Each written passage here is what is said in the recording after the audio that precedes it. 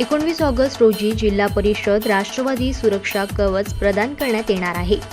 सशक्त व समृद्ध समाज निर्मितीकरिता राष्ट्रवादी काँग्रेस पक्षाच्या वतीने राखी भेटीसाठी भाऊ येतोय भेटीला उपक्रम मूर्तिजापूर विधानसभा मतदारसंघातील अंगणवाडी सेविका, मदतनीस, आशा सेविका, विधवा, परित्यक्ता महिला व अपंग महिला यांच्याकरिता विमा सुरक्षा कवचाचे आयोजन करण्यात आले आहे।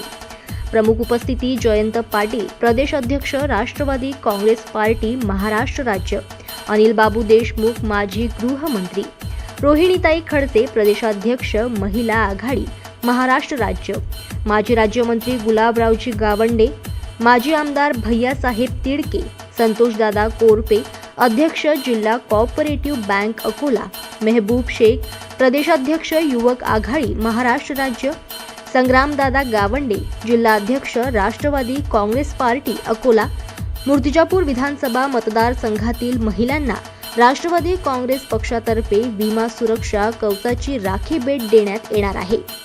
आयोजक सम्राट डोंगरदिवे, प्रदेश संघटक महाराष्ट्र राज्य, स्थळ लाल शाळा, शिवाजीनगर, मूर्तिजापूर।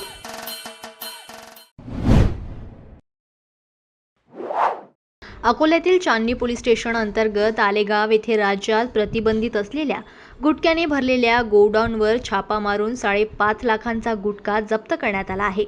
जिल्ह्यातील चांदणी पोलिसांनी येथील एका गोडाऊनवर छापा टाकून कारवाई केली आहे। आलेगाव येथे एका व्यक्तीच्या दुकानात आणि गोडाऊनमध्ये गुटखा असल्याची गोपनीय माहिती पोलिसांना मिळाली।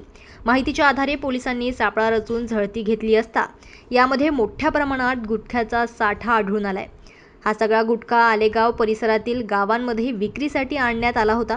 या प्रकरणात पोलिसांनी एका व्यक्तीविरोधात गुन्हे दाखल केले आहे। दरम्यान राज्यात गुटखा बंदी असताना मोठ्या प्रमाणात गुटखा विक्रीची प्रकरणे बाहेर येत आहे।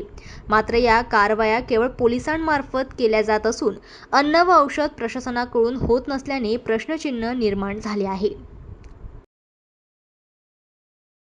जनमत लाईव्ह न्यूजसाठी अकोलामधून संजय उमक यांची रिपोर्ट।